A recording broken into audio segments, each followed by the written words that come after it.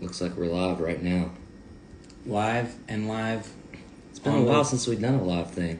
I think we are on the Insta here, and taking the talk over there. So if you see us looking back and forth, we're just giving love to Instagram and TikTok. This is kind of weird. Man, We're going to say the awkward, as everybody says, we're going to wait a minute and let people jump on. Oh, speaking of waiting a minute, I know what you can do to kill some time. What? Brent's been telling the most killer dad jokes on the planet. Oh. So. By killer, I mean terrible. How do you... What's the one I said the other day? How do you know when it's a good dad joke? When it's apparent. Yes. That's all I got. That's all I will do for y'all this evening. Bye, everybody. That's all we got. All right, we got here. All of that. What's up, everybody on there? What's up, everybody on here? Man, this is awesome. People are just rolling in everywhere. Yeah. But yeah, we're excuse me, getting on here. It has been a wild weekend. I guess it was a Wednesday. I mean, I don't know if you all don't know, maybe you do, maybe you don't, but we just had our Grand Ole Opry debut in Nashville, and oh my God, it was incredible. It was great.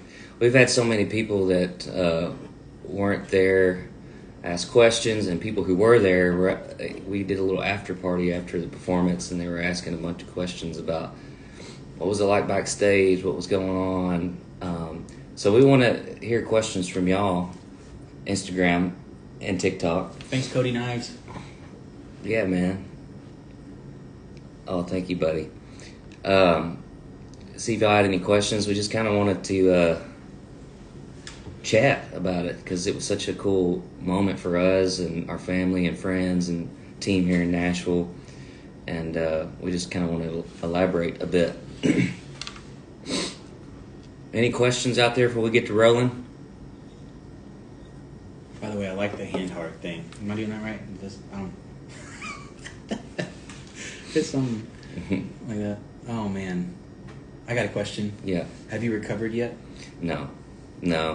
As a matter of fact, I woke up the next morning feeling pretty crummy from a cold, not COVID or any of that, but just a little common cold, and I'm still dealing with it a little bit right now. You weren't hungover at all, were you? No.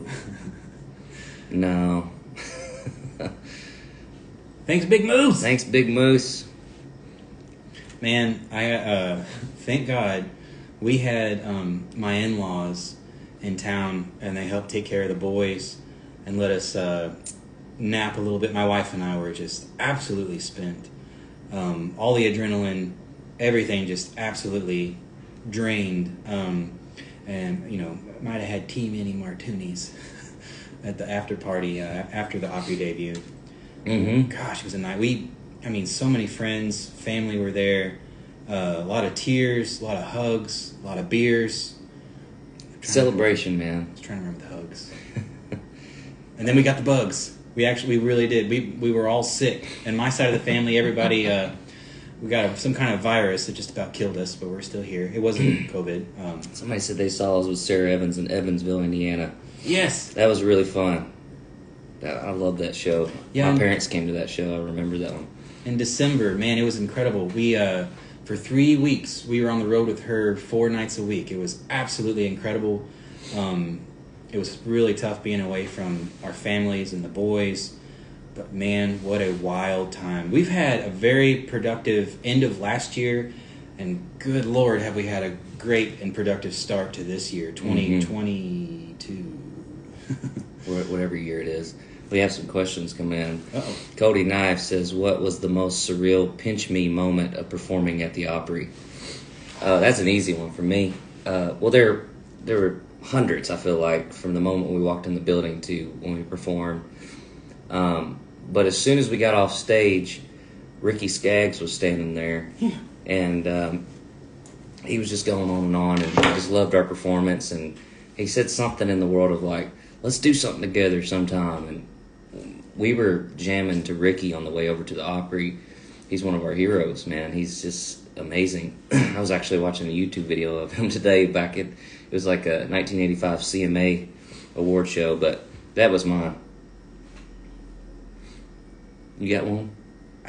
So many. It's like, how do you? I probably like the highest point, the pinch me moment. I'm getting ready to cry. No, we're getting off stage. You know, we end our second song, and it was a trash can ending. Cymbals are ringing, everybody's going, batshit crazy. Sorry, Mom, I cussed. And I'm in my head, I'm like, we've done this a few times, not the Opry, but we're like, we got to get off stage. They got a lot of show to get to, and I'm thinking we got to get off stage, and I got to grab 2 guitars. We got to get the heck off the stage. And suddenly, was it Bill Cody? Was he the one? No, it wasn't Bill Cody. I can't remember his name. Well, the announcer, announcing the show at the Opry, he goes something like, "Yes, ladies and gentlemen, that's right. That is a standing ovation you hear," or something like that. And I heard him saying that as I'm getting ready to walk past, and me and Brent turn and look, and everybody on the floor, everybody in the balcony is just up, hands in the air, shouting, hooping, hollering. It was just like, I ugly cried, and I was just kind of like, what is happening right now? What in the world? It was like a dream. I'm still kind of, I can't really soak it in, I don't think, because it just feels dreamy. Got to get to this question over here on TikTok. Somebody says, mainly because their name was Spooky Boogers. I think that's what it says. Oh, where'd it go? Have you ever sang... Oh, hang on. Have y'all ever sang One Drop of Water? Oh, God, I can't read. One Drop of Water by Ralph Stanley. We love Ralph Stanley. I can't... Okay, I got to take a break. What he's trying to say is, we love Stanley Ralph. No, we love Ralph Stanley. We love bluegrass music. Stout Manley. I'm a huge bluegrass fan. I'm not quite the bluegrass picker. Anthony can handle that kind of picking, but I love to listen to it. I'm a huge fan. We both grew up in Kentucky, so it was all around me anyway growing up, and my dad was a big Ricky Skaggs fan, and so maybe we need to try that out sometime, that song. Speaking of another pinch me moment related to bluegrass, that morning we were jamming a little Ricky Skaggs, Kentucky Thunder, me and my 3-year-old. We were hanging, eating breakfast and whatnot, and I was like, Bubby, tonight we're going to meet Ricky Skaggs. He's going to be there. He's playing the show. We're probably going to see him backstage. And he's like, we're going to see Ricky? I was like, yeah, I love Ricky Skaggs. And he actually says, he goes, I don't love Ricky, but you love Ricky, and that's okay. And then, anyway, so flash forward, we are backstage, and my little boy is back. This is before the show, back there with me, and he wanted to go get some popcorn or something to drink or something. We will go out there in the common area to get something to drink, and sure enough, there's freaking Ricky Skaggs standing there, looking beautiful and angelic, and I was kind of like, I don't want to be awkward. I don't want to walk up and I don't want to do something dumb. I'm getting nervous thinking about it right now. But anyways, Freddie had gotten stuff all over his face, so the paper towels were right behind Ricky, who was talking to Dierks Bentley, and I'm just kind of like, oh, all right, I just got to go over there. And I walked over there, and I was just kind of like, oh, excuse me, sorry. And Ricky just turned around and goes, hey, man. And I'm like, I was like, oh, sir, I'm just such a fan, oh my God. And then, Freddie walks over, and I was like, Bubby, it's Ricky Skaggs. And it was just kind of the full circle thing, and my little boy got to meet him. I'm sure he's still kind of going like, actually, I don't know, I could go on about all this stuff forever, but we probably need to move on. It was so great to meet him. He's such a wonderful human being. He was so nice. Good Lord, what a player and singer. Like we said earlier, we are doing Instagram and TikTok, so we apologize if you see our eyeballs going back and forth. And that might have been a mistake, because I think we're missing a bunch of questions here, but so I'm sorry if we are. We're just excited. There's a lot to talk about. Somebody said, word on the street is they told Ricky Skaggs they had to go poo. And yes, that was my 3-year-old. We were talking to Ricky, and he runs up and grabs me by the hand and goes, Daddy, I've got to go poo. And we have that on camera. We should post that, possibly. Oh, yeah. I like my camera. Yes, we do. Greg Blazed, we do use SIR Nashville. It's been a long time. They're a little pricey. They're amazing. They're a little pricey. I feel like it's been Claire Global we go to rehearse sometimes, and we also use Soundcheck Nashville for rehearsing. They're all great.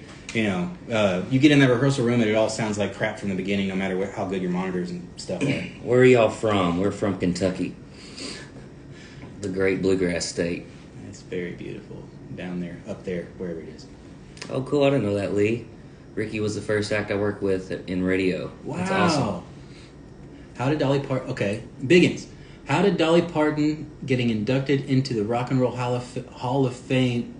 Crazy? Oh, Dolly Parton got inducted to the Rock and Roll Hall of Fame. I didn't know that either. Well, she's probably the most rock and roll thing out there, man. She is. I mean, yes, she's country, she's down home and all that kind of stuff, but she, rock and roll, that freedom that I don't give a, she's got all that. And, we love her so much. If you haven't checked it out, we got a cover of her song, The Bridge, up on YouTube, and we're super proud of it. I'd love to hear what you all think of that. Doug Nashville says, learned a ton of songs with you and Anthony on Six String Country. Oh, dude. Yeah, I teach lessons on Six String Country. I love that site. Oh, and then she's a nominee. Sorry, she will, of course, yeah, Dolly Parton. She deserves all the awards. Hey, what's up, Jason? Don't you be lying to us, man. When is Side B coming out? Well, that's a good question, yes. But it will be out this year. We have a single we're releasing here really soon, and then following that will be Side B, which we're so excited about Side B. Side B is, I don't know, how would you describe it? It's a lot of different styles, I would say. I feel like, okay, Side A, if you haven't listened to it, I would say Side A is kind of like, we're dressed in our cool clothes and the hair's, it's like when you show up to the show up to the party and your clothes aren't messed up yet, you're still ironed and buttoned, and then Side B is about 3 hours into the party, or like right when the sun's getting ready to come up, and your shirt's wrinkly, your hair's falling out your ears, or out of your ears, over your ears, and my beard is like going only this way. That kind of, I feel like Side B is where it all comes off the tracks in a good way. It's like Side A, but different. Yeah, exactly, Jason. Good. I like how simple you are, my friend. And then it says, KFC and Taco Bell parking lots on Side B. Actually, it's going to be Queen of the Burger King parking lot. Boom. Actually, Taco Bell was our spot in high school, but Taco Bell wasn't cool to put in a song. There was no play on words on that. Somebody mentioned Bullitt County. Yes, we are from Bullitt County. Yes, Bullitt County, Kentucky. Absolutely love Side A. Now the Kentucky State FFA officers are big fans. Oh, that's great. I was just watching, like I said, the 1985 CMA on YouTube, which was weird. I'm not sure how I ended up there, but they were, the FFA was awarding Willie Nelson a plaque because of his contribution to Farm Aid and that kind of thing. I just read a Willie Nelson book. I didn't understand how charitable he was to the private farmers out there. He's amazing, man. What a good man. Do we know an artist in Nashville named Styles Ari? No, but I know an artist named Aaron Ratier, and he's amazing. Please go check him out. He's an amazing singer-songwriter, had lots of great cuts as a songwriter, also an amazing painter. Has beautiful music out. Please go check him out. Aaron Ratier, Raitie. You guys had me in tears with your first song, thinking about my kid graduating high school and going off to college. Beautiful. Thank you for that. That's kind of what we hoped with that song. I mean, we wrote it about our mothers, but on the road we hear stories all the time about, not just from the mothers, but from the kids who might have went off to college, or sons or daughters who went off to the military or things like that, just wanting to tell their parents, like, hey, y'all did good, don't worry about me, I'm going to be fine because y'all raised me right. So thanks for saying that. And in our shows, and I guess now is a good opportunity too, all the mothers in our lives, our wives, the mothers of our children, thank God for good mothers, and the love of a mother is definitely unparalleled. Not that, we love our fathers too, and stepfathers, but like, man, a mother's love, I really can't imagine where I'd be without my mom. Mm-hmm. Oh, that's cool. My son is an officer, and we saw y'all with Clint Black in Corbin, Kentucky. Excuse me. We love Clint Black. He's become kind of a friend of ours, and I love that. I love that show, being back in our home state. Cheers to Corbin, Kentucky. Y'all were so sweet to us that night. Clint's a witty dude, man. There's a joke. I guess I can't really say it. I'm probably a little too uncouth. But he, whatever. We can move on. Snake Tut said best CMA performance is Alan Jackson's drummer. In 1920, when he's like air drumming. Yeah, there's a lot of TV production's crazy. A lot of times you just got to lip sync, or there's no band playing or singing to a track. And I know that it's a hard business with all of that, but that's pretty honorable to do something like that. The gigantic middle finger to all of that. Let's see. Barbara's probably bawling right now. My mom is always crying. Why is she always crying? Cheer up. Thank you. Great job at the Opry. Great debut. Thank you so much. It was. Let's get back to the Opry a little bit. Yeah. So there was a couple things that happened at the Opry, and we had so many people ask us if it was planned.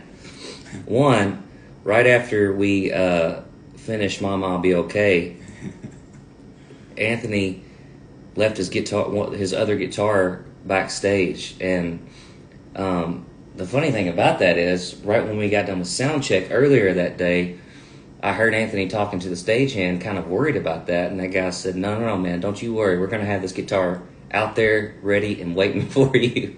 And Anthony, I asked like 5 times, I'm like, dude, are you sure? I don't mind to carry. He's like, no, this is the Opry. We take care of you here. I'm like, all right. Yeah, and so I'm about to introduce the next song, and Anthony just goes, I forgot my guitar, and we listened back to the performance, the radio performance, and you just hear Anthony's voice away from the mic. I forgot my guitar. Well, I said I got to get my guitar, and he just took off and I was like running like a velociraptor. I mean, it felt that way. I probably looked like a hobbit skipping through the forest. Yeah, it was amazing though, because the moments like that, and there was a moment during Man of Constant. So the day before our debut, we had an interview with Bill Cody and Kelly Sutton and those folks over at WSM who were incredible. And Bill Cody said something to us. He said, look, every artist I've talked to who has done their debut said it goes by really fast. So really soak it in. So it takes a couple songs when you're on stage to kind of get comfortable. So about the third verse of Man of Constant Sorrow that we played, I got really comfortable, and in my head I thought, okay, I'm going to really soak this in. So I started looking at the audience, and then all of a sudden I forgot the lyric. So there's like the back half of the third verse I forgot, and I just kind of mumbled. I listened back and I kind of pulled it off, but he too shine, but don't be damned. Yeah, I just kind of made up lyric. But you hear me when it goes to the gang part in the back. You just hear me go like, yeah. That's so key, because I'm like, I don't know. But people, I think people don't want to see robots up there playing music where everything's perfection. People want to see humans, and we definitely showed our humanity on our performance. But what great love we felt from the audience that night too. It was just a beautiful exchange. It was amazing. Hey, speaking of a kind of Man of Constant Sorrow goof playing at the Opry, where I had to run back and grab my guitar, run back to the stage, plug in real quick. I could tell you were finishing up your bit before we launched into the song, and I'm like, oh God, I got to tune this guitar. It's been sitting way back there. It hadn't been tuned for 3 hours or whatever, and I'm like tuning. I just got like the first 2 strings, like screw it, it's fine. It's a good guitar, I guess. And then we start playing, and it's like, I definitely heard it back when I listened to the audio later, and my guitar was just so out of tune, but it's kind of rock and roll. It sounds like, you watch like a video of like Tom Petty and the Heartbreakers or something. There's like a little bit of that rub. It's just, rock and roll music, man. Yeah, I couldn't tell that, man. I thought it sounded great. Oh. You did fine. The guys behind us were too drunk to notice. Story of our lives. Yeah. No, we don't say that to say we were very proud of our performance, but there were a couple slips, but that's just part of it, so we were proud. And then this is non-Opry related, but I think this is a good question. What are some hobbies outside of music that we have? I love to, I would say cooking and woodworking. I mean, when you got a beard like this, you can make a mean... Better have some sawdust in there. with making a sandwich. You might get a little sawdust in your PB&J, but dang it, it'll taste good. Favorite? Mine's golf and fishing. Oh, sorry. Yeah. Golf and fishing. Somebody asked, favorite fan moment you guys have had ever? I can't read tonight. What is happening with me? Fan moment.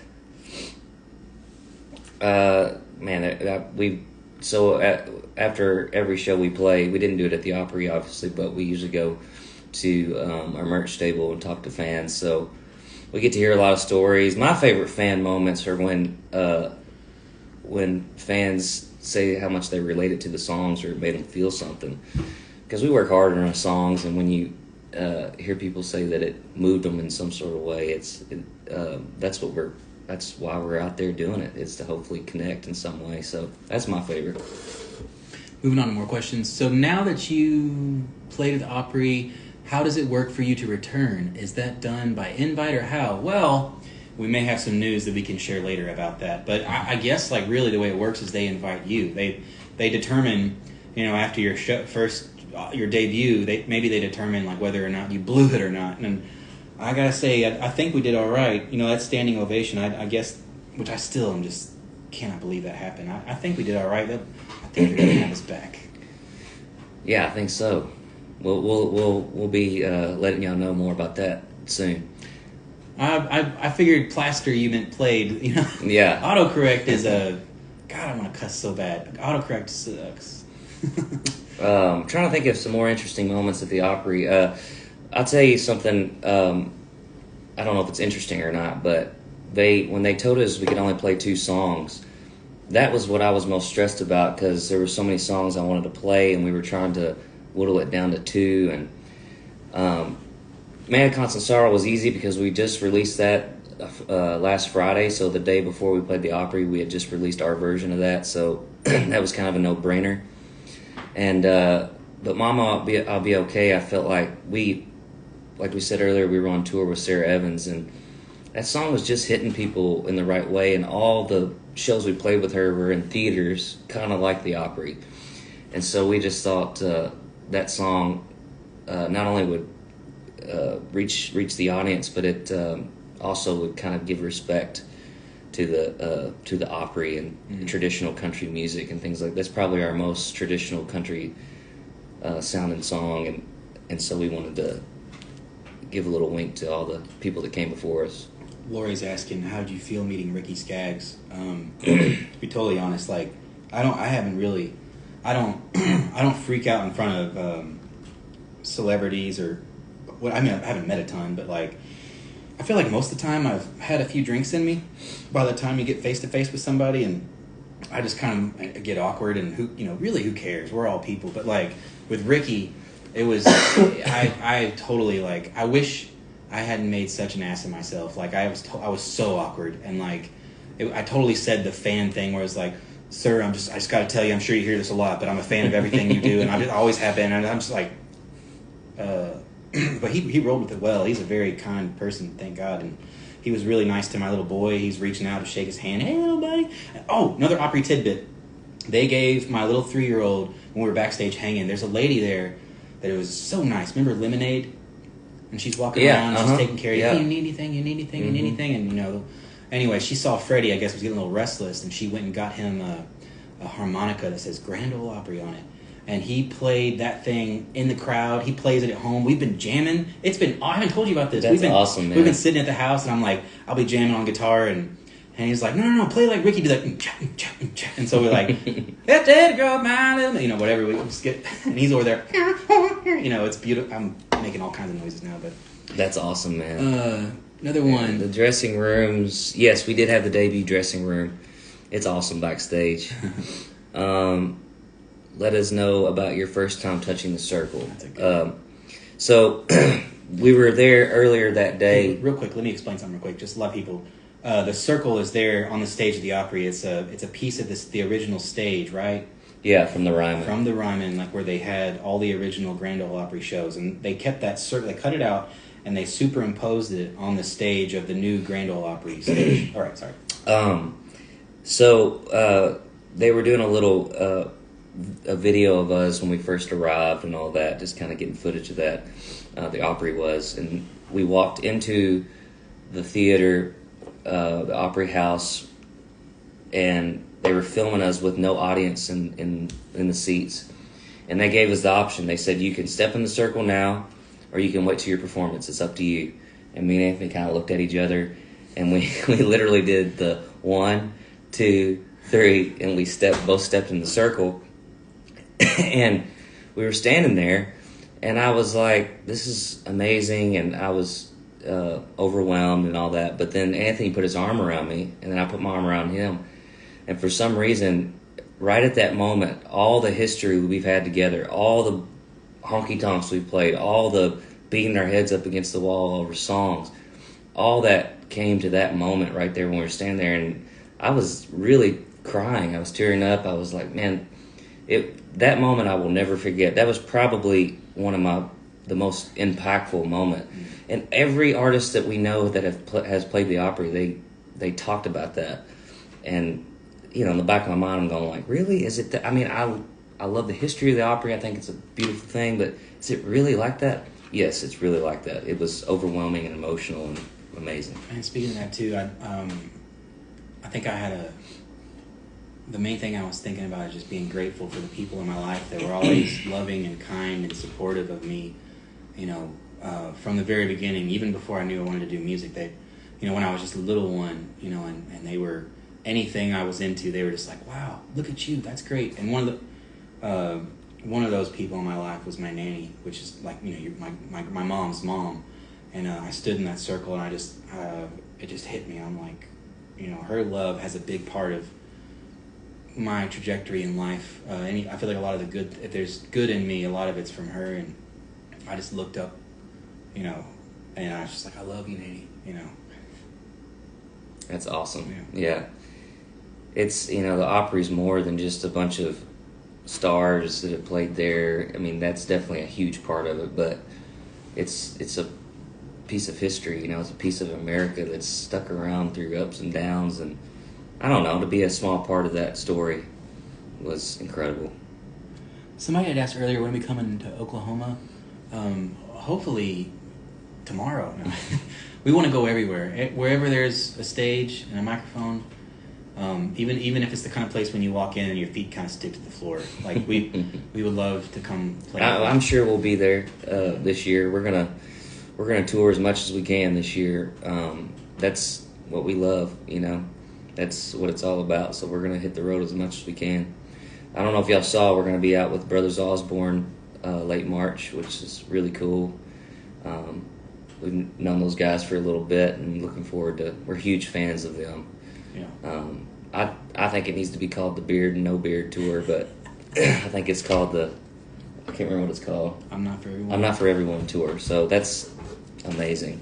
We love those guys. I love that they're very unapologetically them, and I think that's such a to be comfortable in your own skin. Don't we all want to be that?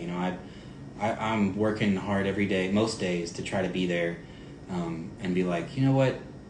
Even if we don't agree, see eye to eye, like if maybe I can still love on you a little bit, but maybe I don't have the, I don't have, sorry, my metaphors are going to go crazy. I'm going to say, never mind. Anyways, we can move on.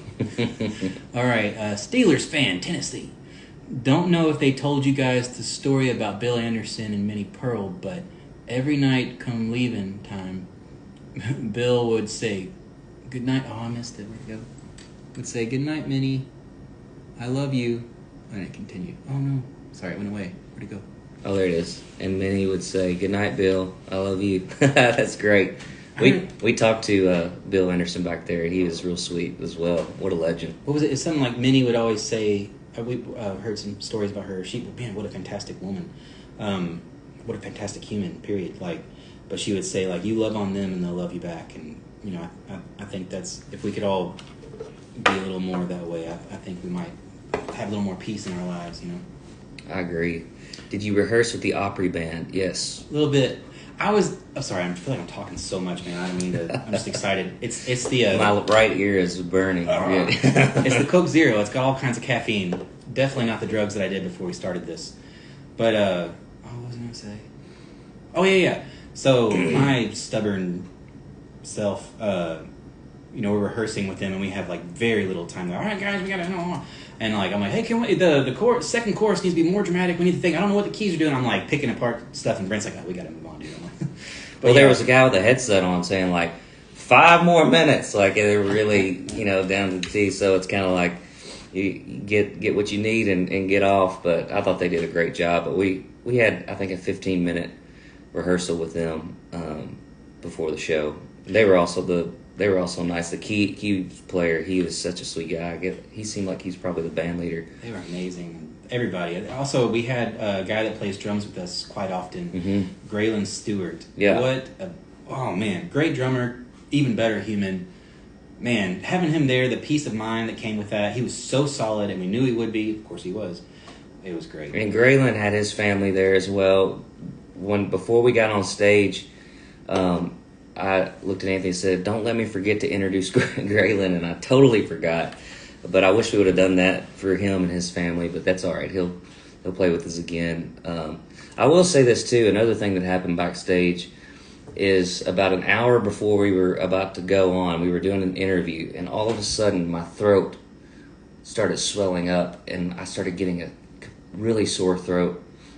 Anyway, long story short, I was standing inside the stage so nervous because I had stopped talking and singing, and my throat was starting to hurt, and that's a terrible time for that to happen. So I had no idea when that first note came out if I was going to be able to pull through or not, but I did pull through, and it turned out all right, but I was shaking in my boots side stage. I wasn't too nervous before then, but when that started happening, I got really nervous. Oh, yeah. Saw you guys play at Hometown Rising in Zanzibar. Y'all are awesome. Thank you so much. Man, Zanzibar is a cool place in Louisville. Hometown Rising was great, too. We're actually in talk of planning a show in Louisville this year. We don't have a date yet, but we're going to definitely come to Louisville, Kentucky, and get our hometown folks and all the fans out there somewhere. We don't know the venue yet, but we'll see y'all soon. I'm going to pronounce this. I guess Leslie. Where were you when you first time you heard your song on the radio? I believe we were like leaving Knoxville, and they started playing the radio station we had just went to see and be like, hey, play our song, and played some songs for them. And we had a great time with them. We left there, and sure enough, they started playing, and we were actually on a tour bus, which was incredible because we usually are traveling around in like a Toyota or a stinky van. Northern California. We'll see you hopefully soon too. Sorry, keep on going. I love California. I want to go there so bad. We can move on. Giving some shout outs. Do you have any pre-performance routines or superstitions? I don't have any superstitions. No, not really. I guess our routine is we usually have a shot of some sort of adult beverage, adult beverage, just to kind of, a celebratory, clear the throat kind of thing.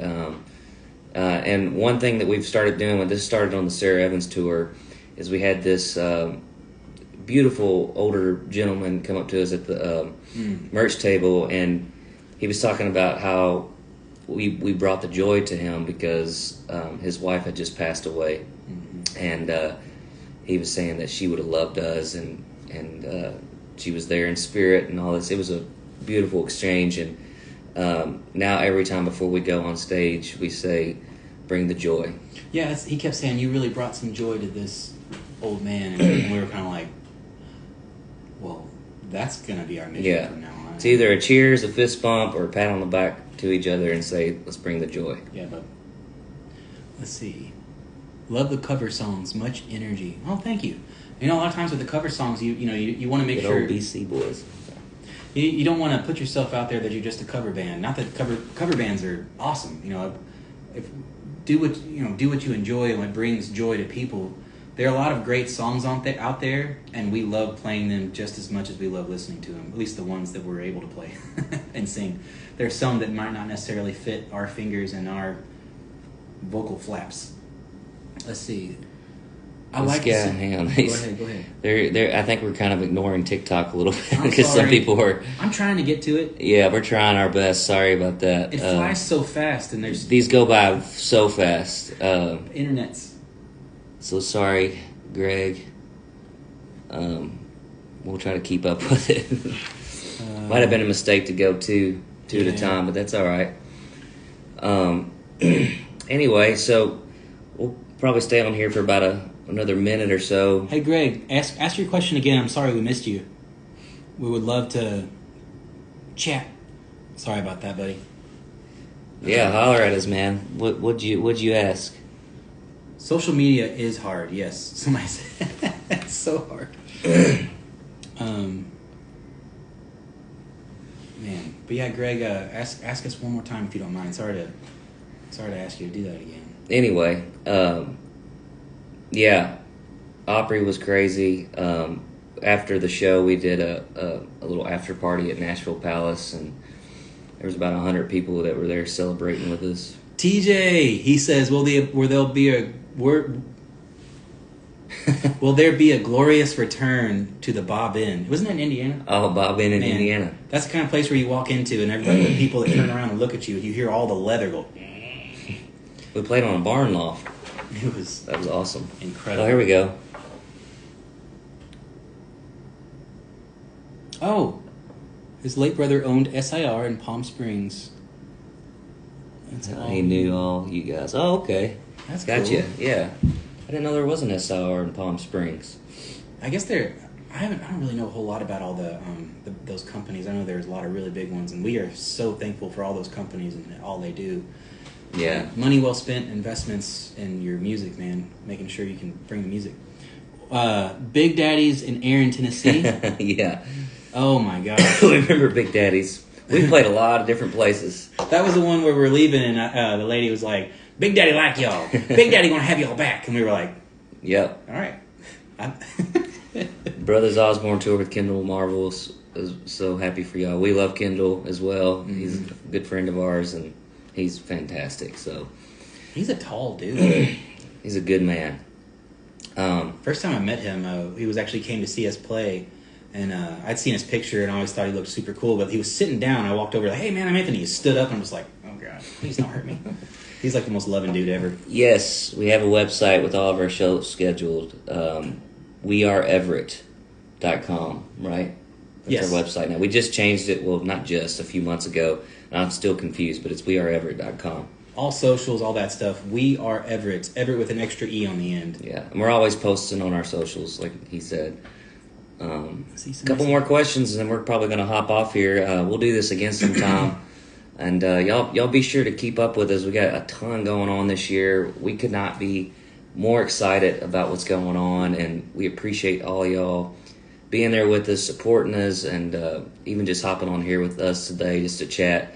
The fact that you take your Wednesday, is it Wednesday? I think so. Wednesday evening to hang with us means a lot to us. So, awesome. Want to travel a lot for work. Want to see you live. We would love to meet you. Love your music. Keep on keeping on. I'll try and get you booked in Oklahoma. Awesome. Beautiful. We would love that. We'll see you in Oklahoma then. Need y'all to come to Chicago. Oh, Joe's on Wheat Street. We love Chicago. Yeah. Oh, that's Schreiber. What's up, man? Yeah. You guys rocked Opry. Can't wait to see y'all soon. Man, thank you so much. We can't wait to see you. Awesome. All right, y'all. Well, if y'all have any more questions for us about the Opry or whatever, just shoot us a message on Instagram or TikTok, whichever one you're on. We appreciate y'all joining us this evening. Very much. Thank you all so much for the support. We love you so much. Cheers, y'all. Bye, everybody. Oh, now we gotta figure out how to turn this off. Do you know how to start it? I'm so sorry.